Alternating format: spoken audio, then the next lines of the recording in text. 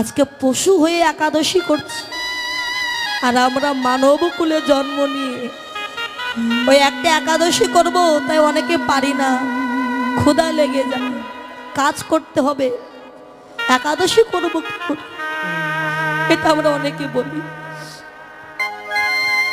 শিবানন্দ মন্দিরে ভোগ লাগিয়ে বাহিরে এসে ভক্তদের সেবা দিচ্ছে।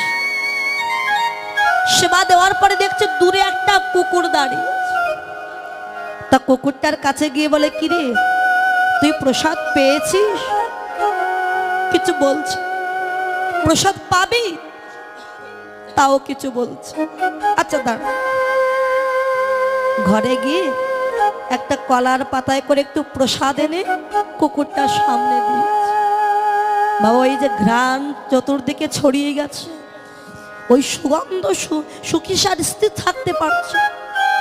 যেই না খাবারটা সামনে দিয়েছে, আনন্দাত্মহারা হয়ে ওই প্রসাদ সেবা করলো ওই কুকুরটা।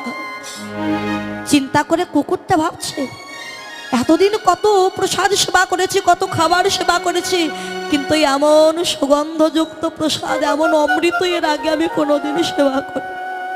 কেননা গোবিন্দ যখন সেবা করে সেটা শুধু প্রসাদ হয়, আর ভক্তরা যখন সেবা করে মহাপ্রসাদে পরিণত হয়ে বল হরি বল।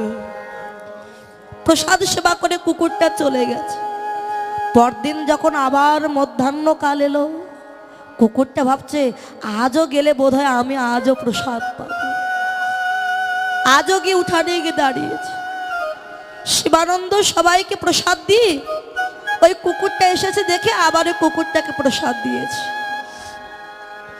এমনি ভাবে প্রত্যেকদিন প্রসাদ সেবা করে কুকুরটা। ওই বাড়িতে সেবা পায় বলে আর কোথাও যায় না। শিবানন্দের প্রতি একটা মায়া জন্মে গেছে, আর কুকুরটার প্রতিও শিবানন্দের একটা মায়া জন্মে গেছে। আনন্দ আত্মহারা হয়ে ওই প্রসাদ সেবা করে। আর ভক্তরা যখন সেবা পায়, যে এঁঠোগুলো পড়ে থাকে, ওই কুকুরটাকে ওই এঁঠো প্রসাদ সেবা করে। বৈষ্ণব ভক্তের এঁঠো প্রসাদ সেবা করে। একদিন যায়, দুদিন যায় বাবা, যেদিন একাদশীর দিন এলো,